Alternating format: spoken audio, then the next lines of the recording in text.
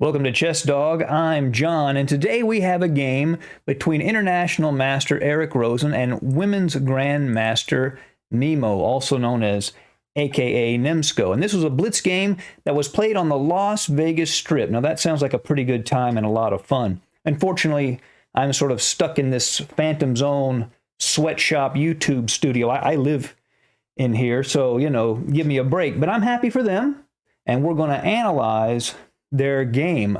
Eric Rosen had the black pieces, AkaNemsko has white.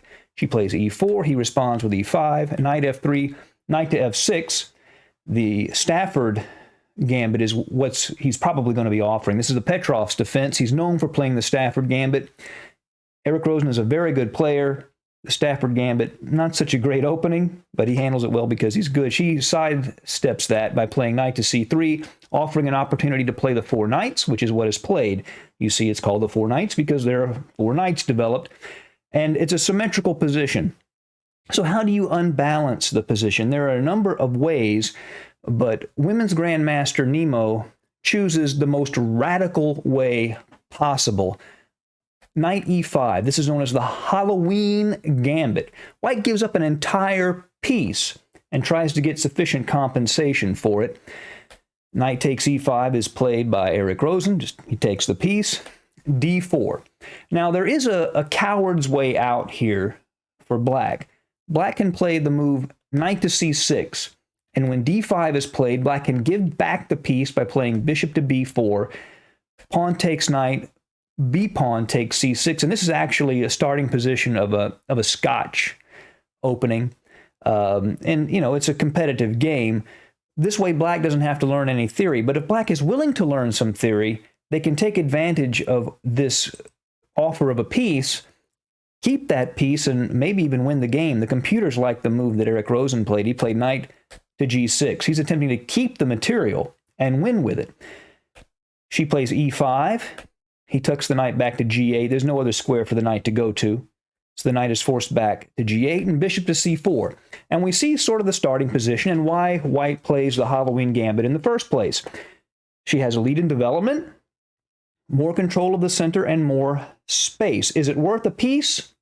Probably not. But it's still a lot for black to deal with. Black has to play very accurately. Black can play bishop b4. Here, pinning that knight, also c6, which prepared the move d5. He plays the most direct and most commonly played move, which is the immediate d5, giving back another pawn in an attempt to neutralize white's initiative and catch up in development. Black still has the piece, so he figures this is a good way of doing it. Now, the best move for white here is bishop takes pawn, and after knight e7, bishop to b3, knight to f5. Now, black is still clearly better here. The bishop at f8 can develop. The d4 pawn is under attack.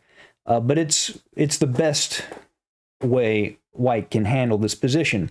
If instead of taking with the bishop, you take with the knight, then bishop e6, and black is consolidating and is already better. Women's Grandmaster Nemo definitely plays an inaccurate move. She takes the d5 pawn en passant, which, first of all, doesn't, regain any material from the sacrificed piece, but it gives up central space and allows black to develop another piece. So now black has two minor pieces developed to white's two minor pieces. Not really what you want when you sacrifice an entire piece. This is not the kind of compensation white is looking for in a Halloween Gambit. She castles. He plays queen to h4. Again, when you sacrifice even a pawn, let alone a piece, you don't want this to happen. He is already threatening checkmate on h2. So she's the one that's supposed to have the initiative. He's already grabbed it for himself. She plays rook to e1, check. So black has to respond to the check. He takes his knight that's on g8 and develops it to e7, blocking that check. She plays g3, which blocks the threat to the h2 pawn, and hits the queen. He plays queen to h3. Now black can attack those weakened light squares at f3, g2, and h3. If he can get in there, white's going to be in really, really big trouble.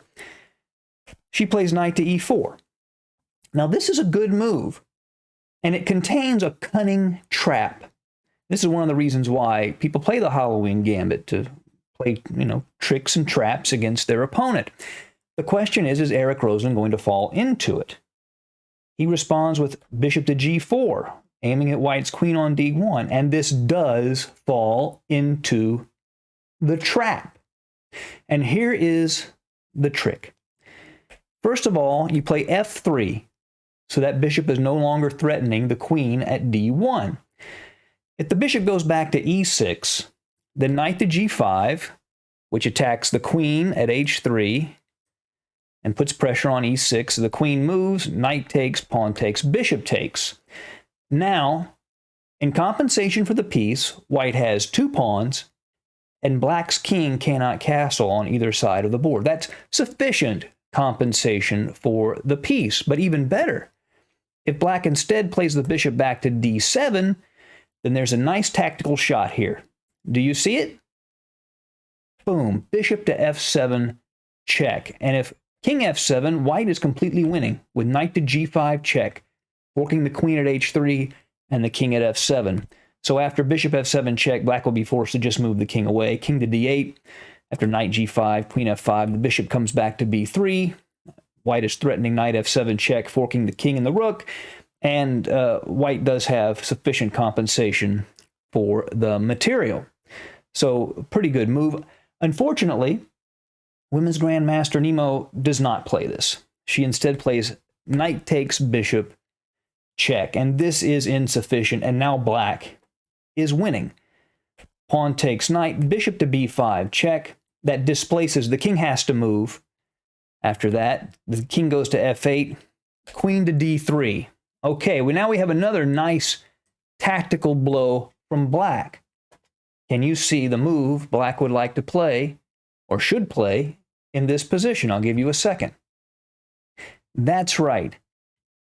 Knight h4 goes right in there, threatening queen to g2 mate.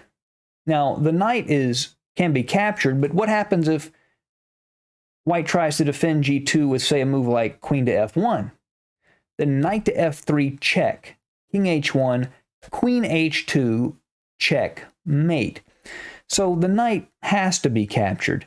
But after pawn takes knight, now bishop f3, and the threat of mate at g2 is decisive, because white would have to give up the queen in order to stop that mate. A cool, fun game played on the Las Vegas Strip, and a bit of insight on how to play the Halloween Gambit. Thank you for joining us at Chess Dog.